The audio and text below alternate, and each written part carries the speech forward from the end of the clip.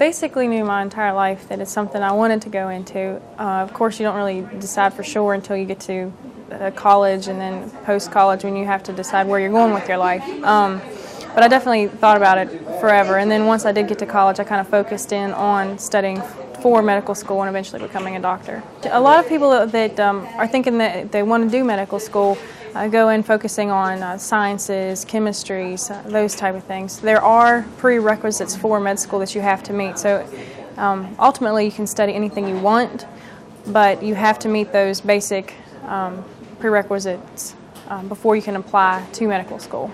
And those include biology, chemistry, physics, biochemistry, organic chemistry, the basic science type work. Your days are very long. It definitely is a lifestyle. It's not always like that. Some days are worse than others. So on average, we work 80 hours a week. The way the residency programs work, they're different for different residencies. There are your family practice, internal medicine, you have OBGYN, there's surgery, there's psychiatry, and a handful or more actually of more subspecialty type of residencies. But the way it works is after you graduate medical school, you apply to your chosen specialty, what you want to do with your job. I chose surgery. It's a 5-year training program, so as soon as you graduate, you start. It's on-the-job training for 5 years.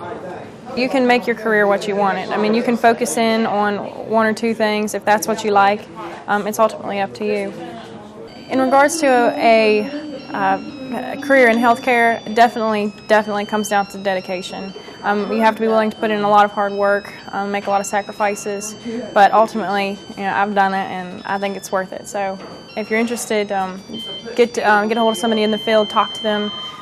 See what they have to offer and what they have advice they have to give, and go from there. Don't give up.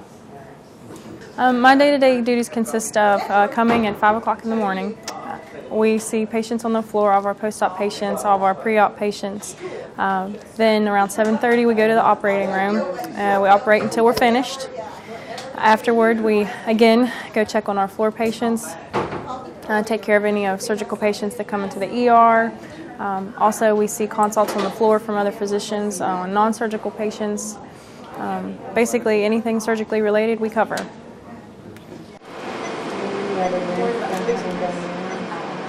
Yes, you have to be careful. The nice thing about that system is it's very similar to what we do already laparoscopically, but you've got the advantage of using a robot that has a lot more dexterity with the laparoscopic equipment than we do.